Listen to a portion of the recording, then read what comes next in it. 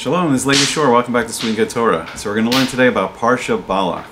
We're learning about Balak and Bilam. So who were these guys? So Balak was the king of Moab, which is in modern-day Jordan.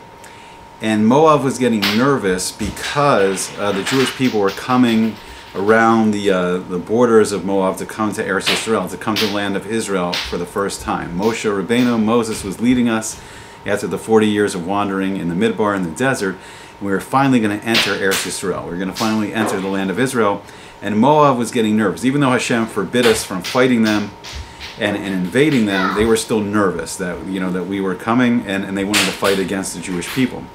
So Balak was he was a sorcerer from the neighboring nation of Midian, who was actually at war with Moab. And here we see the enemies of the Jewish people coming together because of their hatred of the Jewish people. And Bilam was another sorcerer. And Balak, who was the king of Moab, he wanted to hire Bilam, who specialized in cursing other nations.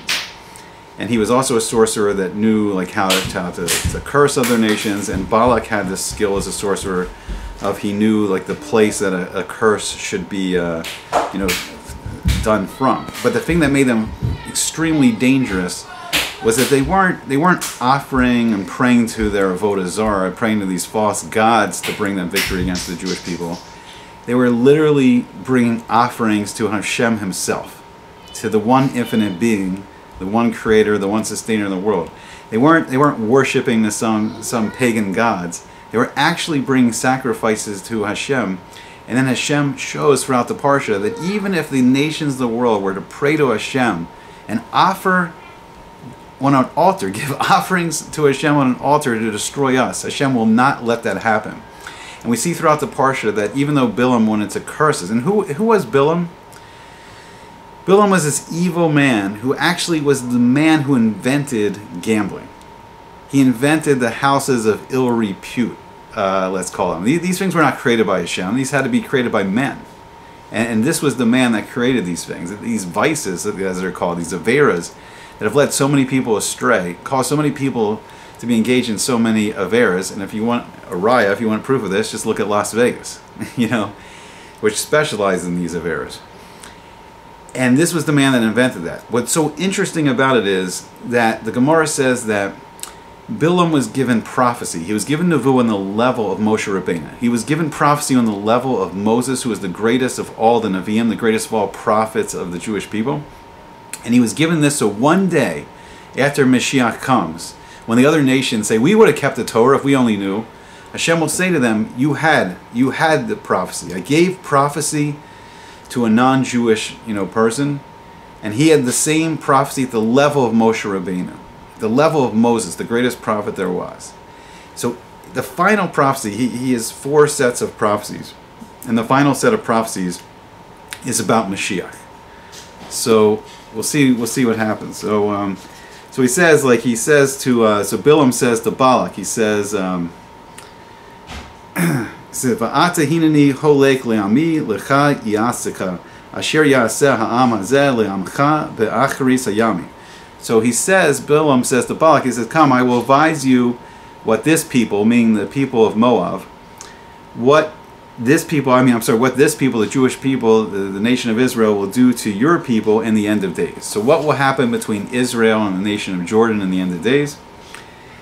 And he gives this, and he says this mashal, and he says, Er enu velo ata. He says, I see it, but not now. And Bilam is saying, meaning thousands of years ago, he says, I see this in the future. I see the coming of Mashiach through this prophecy in the future, but it's not now. It says, Ashurenu velo karov. I see it, but it's not near. So it says, Darach kochav me Yaakov. A star will shoot forth from Yaakov. So this is talking about Mashiach.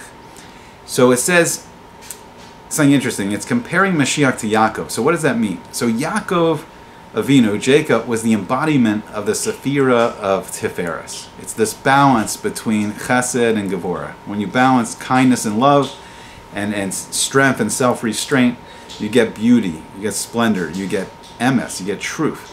So Yaakov Avinu, Jacob, was the embodiment of truth. And it's telling us, and I think what the Nevuah, the prophecy, is telling us, that Mashiach himself will be a man of truth. It'll be a man who's completely truthful. And it says in the Gemara, it says in Masechta Yoma, which we were learning in Daf Yomi, that a true Talmid Chacham, a true Torah scholar, his inside is like his outside. That the person, whatever he thinks inside, that's what he expresses outside. He doesn't hide his feelings. He just expresses whatever is inside of him, he expresses on his outside too. There's no deception, there's no hiding. You know, and that's what Mashiach will be, a person of truth, of total truth and honesty. And I think what it means with the stars, it's like some of the Farshim mentioned that the stars are going to relate to the mazalos. That a person has the chachma of astrology. A person has the wisdom of astrology and knows like what the constellations, you know, what it means. Because like Hashem has created this chachma where Hashem's shefa, Hashem's divine influence, the kedusha, the life force, the bracha, all these things flow from the spiritual worlds into the physical world. And it comes through the mazalos, it comes through these constellations. There's a great chachma, there's great wisdom there that, you know, the month a person's born, and the day a person's born, and the hour a person's born, it imbues that person, Hashem imbues that person with certain like mitos, certain characteristics. So that person has like certain, you know, milos, like certain great, you know, special gifts, and he has chesronos, he has things that a person's not good at, that a person has to fix throughout his lifetime. And I think what this means is that when Mashiach comes, like people that understand this wisdom, if there is many of these people around anymore, I don't know, but the people that can look up in the stars and understand, you know, how the mazalos work and the influence that Hashem's sending into the world, it's all going to completely change. When this star shoots out of Yaakov, when Mashiach comes, Hashem's going to rearrange everything. And even astronomers, you know, who just studying scientifically the you know, spectrograms of the chemical makeup of these planets and stars, you know, but they may see something different. They may see a rearrangement of what we see up there in Shemayim, in the heavens. And then it goes on and it says that it says V'kam shevet mi Yisrael, that a scepter has risen from Yisrael. That it means you know, there's going to be this king, Mashiach. And Rashi says, a melech rodeh u'moshel, that he's going to be a king that dominates and rules. It won't be a weak leader like we see nowadays with these presidents and these prime ministers, and they just look to the polls and they'll do whatever the people want, whatever is popular. It means it's going to be a person of truth, of emes, a person that does what's right and will fight for the little guy. Will really not say he's going to fight for the little guy, but will uplift people and fight to uplift people and do what's right and fight against the evil of the world. And machat paase Moab, and he will strike down the outskirts of Moab. So I think this could mean like modern day Jordan and into Iraq to the Euphrates, and that was what was promised to Abraham and Yitzhak and Yaakov. This was what the land that was promised to Abraham, Isaac, and Jacob. And then it says V'karkar kol b'nei shes, and he will like dig up. Rashi says it's a lashon of digging. He will dig up, he will uproot all the children of Shes. So who was Shes? Who was Seth in the Torah? So Shes was the third son of Adam and Chava, of Adam and Eve. So after Cain and Hevel, after Cain and Abel, there was a third son, and then all the nations of the world are descended from Shes. So all the nations of the world today are descended from Shes. So what does that mean that Mashiach is going to uproot, dig up all these nations? And what I think it means is that every nation in the world right now, no one is rooted in the Torah. No one, like none of these nations are rooted in the Torah and the mitzvos, and you know, attaching themselves to Hashem, attaching themselves to that one unique, infinite Creator, that infinite God, you know, that's created us all and sustaining us all. And Mashiach is going to, Mashiach, who's called the tzemach, he's called the plant growth, that he's going to first dig up like the traditions of what was there, you know, before, and he's going to replant. And he's going to replant in every nation an emunah, like in Hashem. An emunah to attach every nation to this infinite being, you know, to Hashem, you know. And it's going to be a replanting of all the nations of the world. So, Vahaya Edom Yeresha. And Edom will be like an inheritance. Edom meaning like the Roman Empire and all the descendants of the Roman Empire.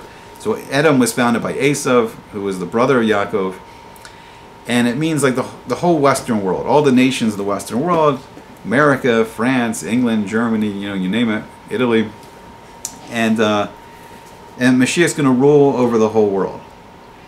and it's going to be some kind of like conquest, but I don't think it's going to be a military conquest. I think it's going to be supernatural.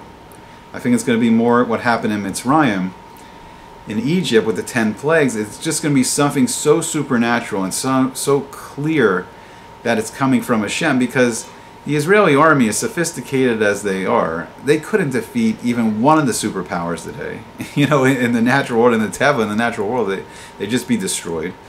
So it's going to be clear that this is all coming from Hashem. This is coming from an infinite being, and Hashem's changing the structure of the world, and the so-called New World Order is going to be completely wiped out. And it's going to go back to this knowledge that Hashem is the sole creator and sustainer of the world.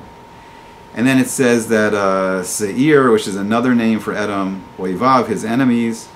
And then it says, V'Yisrael oseh chayil, and then Israel will attain great wealth. And then the wealth of the Western world will come back to Israel. Because when we left Mitzrayim, when we left Egypt, we left with all the gold and the silver and the precious gems, and we used those to build the Mishkan, the movable temple in the desert, and then the Beis HaMikdash, the first Beis HaMikdash built by Shlomo Melech, by King Solomon, and then the second Beis HaMikdash built by Ezra and Nehemiah. And all the gold and the silver will return from the Western world back to the Jewish people, so the Jewish people can then rebuild the third Beis HaMikdash, the third temple. And it says, Vayerd me Yaakov, and then one from Yaakov will rule the He'avid Sarid Meir, and he will destroy the remnant of a city. So now it mentions another person coming from Yaakov. So I think these two references to Yaakov is one's for Moshiach ben Yosef and one's for Moshiach ben David, and they're both going to be, like we said before, they're going to be Ish Emes, these men of truth, just like Yaakov, just like Jacob was. They're going to be true. I mean, whatever is on their inside will be on their outside, and they will be about the truth, not the deception, not telling people what they want to hear, but the truth of the Torah and the truth of the world. You know, a leader speaking truth. And then the remnant of the city, like Rashi says, that this means Rome. So why Rome? So it's really fascinating. So the second temple was destroyed by the Romans, by Emperor Titus. And then some of the kalim, the menorahs and the altars, and some of the bowls of silver and gold were taken from the temple, and some of them were placed, and I think they're brought back to Rome, and I think they're now in the Vatican. And I think Yoshiyahu HaMelech, King Josiah, I think it is in English, he hid, it says in the Gemara, he hid the Aron HaKodesh, he hid the Ark of the Covenant. But most of the other kalim, I think, were captured, and they're residing in the Vatican now. And Moshiach is going to bring back, he's going to bring back like these kalim for the third Beis HaMikdash, for the third temple. And it's also interesting because Rome, the Vatican, for thousands of years now have claimed that they're the new Jewish people, they're the new Israel. They're the ones who control, who connects to God. But the truth is that people don't need anyone to connect to Hashem. That's what the Torah. It's one of the most important lessons of the Torah, is that anyone can pray to Hashem. Hashem wants, Hashem's created everyone. Every person in every nation in the world is a child of Hashem, and Hashem wants the prayers, of all the people of the world. And what's so upsetting to Hashem is that people are like putting their emunah, putting their faith in like all this like nonsense, when this infinite being, this infinitely powerful God, just wants people to ask, Him for help. He wants the prayers of the world. He wants the connection. He wants a relationship. Hashem created all this whole beautiful world, to be connected to everyone, to every man, woman, and child, on the whole planet, billions and billions of people. And that's what Hashem wants. But this Rome, this Vatican, they've kind of jumped up and absurd when this temple was destroyed. Like they tried to jump in and fulfill the role that they are, now they're the chosen, But even though even though there is a knowledge, like Rambam says, there's a knowledge now of the Torah Shebiksav, of the written Torah, and it's getting the world ready to accept the coming of Mashiach and be able to listen and hear and learn from Mashiach and then get that lesson. So there is that role of Christianity and Islam. But the Vatican itself has been an usurper, an upsurper of the true, the true knowledge of the Torah and the mitzvahs, and Moshiach is going to be a king who restores all that and shows the Vatican, for what it is. And then Kalim are going to return back from Rome. So then it says, Vayare es Amalek. And then he saw Amalek. So who is Amalek? So it's interesting because there's no nation of Amalek. But Amalek has always been the arch enemies of the Jewish people. We saw it in Persia in the days of Mordecai and Esther with Haman, that he tried a genocide back then of the Jewish people. And Hashem saved us miraculously through Mordecai and Esther, through Queen Esther. And then we've seen it, unfortunately, recently in the 20th century. These horrible Nazis, Yamach Shemam and Adolf Hitler, Yamach Shemo. And we've seen Amalek rise again in the 20th century in World War II. And unfortunately, we're probably going to see, the rise of Amalek again to fight against Moshiach.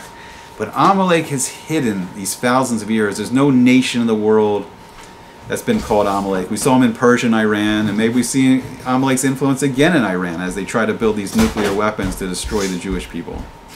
But Amalek is always hidden in the secret societies and hidden under the fabric, out of public view, and always tried to coerce the nations, to attack the Jewish people.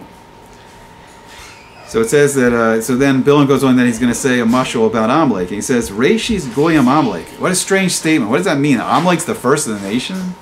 It's such a strange statement, for the Nevuah, for Hashem to say this in prophecy to Bilam.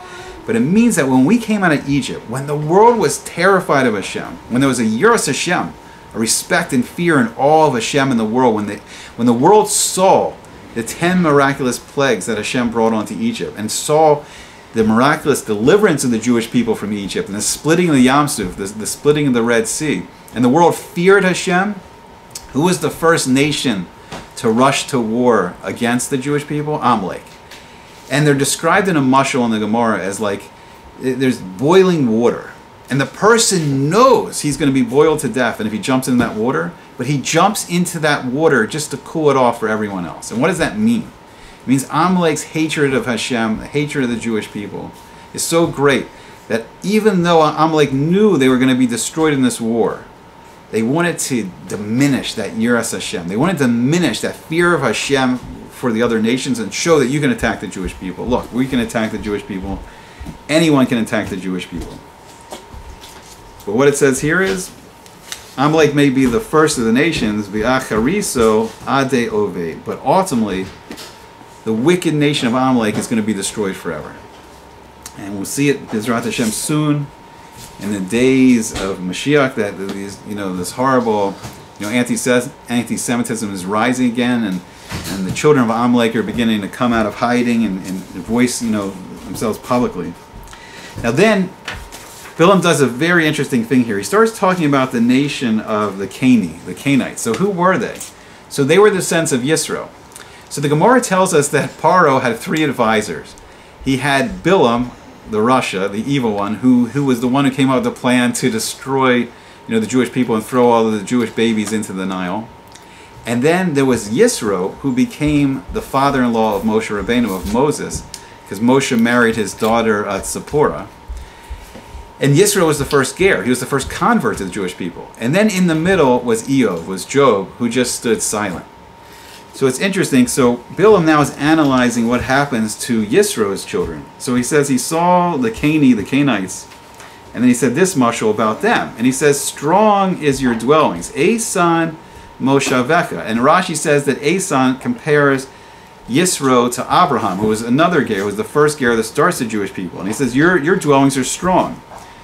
V'sim basela kineka, and you are set in your rock, and your nest is set in a rock. And Bilam, he's saying through this prophecy that Yisro that went against Bilam, when Bilam said to destroy the Jewish people to the Pharaoh, to the Paro, that Yisro said, don't go against the Jewish people. He said to the Pharaoh, don't go against the Jewish people. Look how Hashem has miraculously saved Abraham from the fire and saved him through so many miraculous ways. The Jewish people will also be miraculously saved.